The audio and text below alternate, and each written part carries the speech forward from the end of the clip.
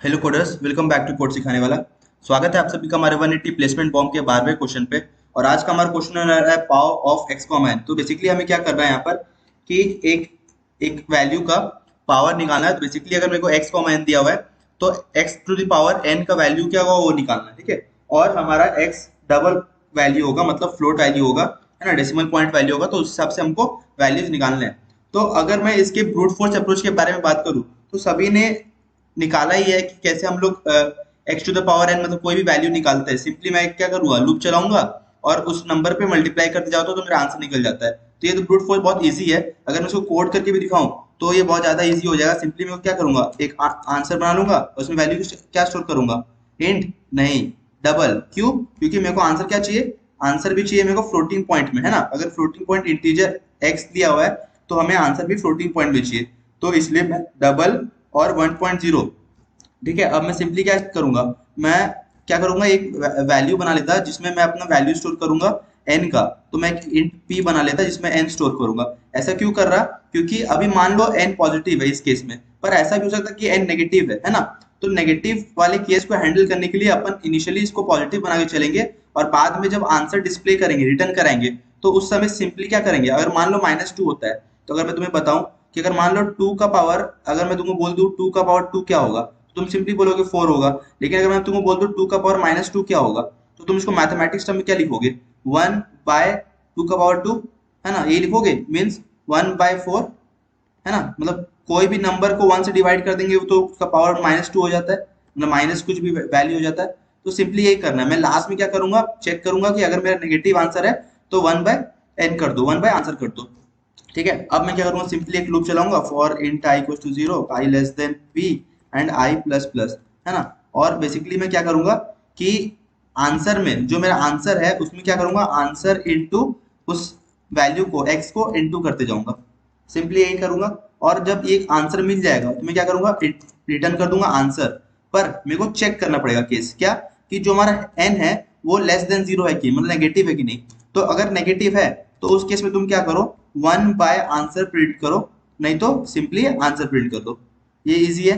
बस एक चीज यहाँ ध्यान रखना है कि ओवरफ्लो नहीं आए, इसके कारण मैं क्या करूंगा, लॉन्ग लॉन्ग इंट यहाँ पर अपना लेके चलूंगा, ठीक है। यहाँ तक हमारा कोड चल जाएगा, बहुत इजी है। तो अगर मैं इसको रन करके दिखाऊं तो ये मेरा परफेक्टली रन करेगा, ठीक है। परफेक्टली रन कर रहा है, तीनों टेस्ट केस पास हो रहा है। एक चीज यार ध्यान रखना, मैंने यहाँ पर यार नहीं बताया कि मेरे को अभी मैं पी क्यू बना रहा हूँ क्योंकि मेरे को पॉजिटिव वैल्यू को कैलकुलेट करना है। तो इसलिए मैं इसको एब्सोल्यूट ऑफ एन लिया, क्योंकि मे भी बाई चांस अगर एन नेगेटिव हुआ तो उस केस में मैं क्या किया, ऑन द सेफ साइड रहने के लिए मैंने एब्सोल्यूट ऑफ एन किया। तो ये चल रहा है। पर मैं अगर इसको सबमिट करूँ तो देखना ये मेरे को एरर क्या देगा, ठीक है। It will take a time little bit because we are using, हाँ। तो ये मेरे को क्या दे रहा है, टाइम लिमिट एक्सीडेड, ठीक है। तो ऐसा क्यों दे रहा है, तो सबसे पहले टाइम कॉम्प्लेक्सिटी का बात करते हैं। अगर मैं सिंपली टाइम कॉम्प्लेक्सिटी का बात करूँ, तुम देखो ओ ऑफ एन हो रहा है, तुम तो बोलोगे भाई ये तो बहुत इजी टाइम कॉम्प्लेक्सिटी है तो चल जाना चाहिए। पर तुम अगर एन का वैल्यू देखो तो ये क्या है, -2 टू द पावर माइनस, जो रेंज होता है इंट मैक्स का वो है ना, माइनस जो इंट मैक्स का 10 टू द पावर 9 का जो रेंज होता है इंट का वो है। तो तुम देखो यहाँ पर जब n का हम लोग ले रहे हैं तो n हमें क्या बोल रहा है, -2 टू द पावर 31 से लेके 2 टू द पावर 31 तक होना चाहिए। लेकिन ये 1 सेकंड में नहीं चलेगा अपना, है ना, ये 1 सेकंड में कोड नहीं चलेगा, क्योंकि अगर O ऑफ n ले रहे हैं तो O of this value which will exceed the time complexity given. तो यहाँ पर हमें कुछ और ऑप्टिमल अप्रोच सोचना पड़ेगा, ठीक है। तो आइए इसके बारे में बात करते हैं, क्योंकि ये तो टाइम कॉन्स्टेंट में चलेगा नहीं, तो साफ दिख गया मेरे को, ठीक है। तो अगर एन का वैल्यू अगर बहुत बड़ा हो गया तो मेरा चलेगा नहीं 1 सेकंड में, ऑफ एन में चलेगा नहीं। तो कुछ ऑप्टिमल सोचना पड़ेगा। तो ऑप्टिमल मतलब लॉग ऑफ एन का कुछ सॉल्यूशन सोचना पड़ेगा।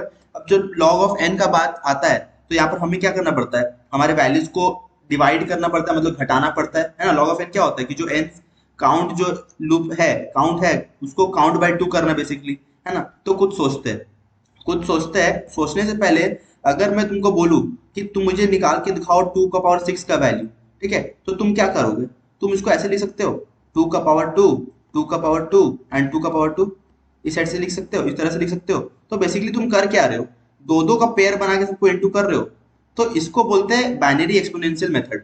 बाइनरी एक्सपोनेंशियल मेथड क्या बोलता है कि अगर कोई भी वैल्यू का पाव निकालना है तो उसको हम लोग दो दो का पेयर करके इंटू कर सकते हैं। कब? जब हमारा जो n है, x to the power n है, वो इवन हो।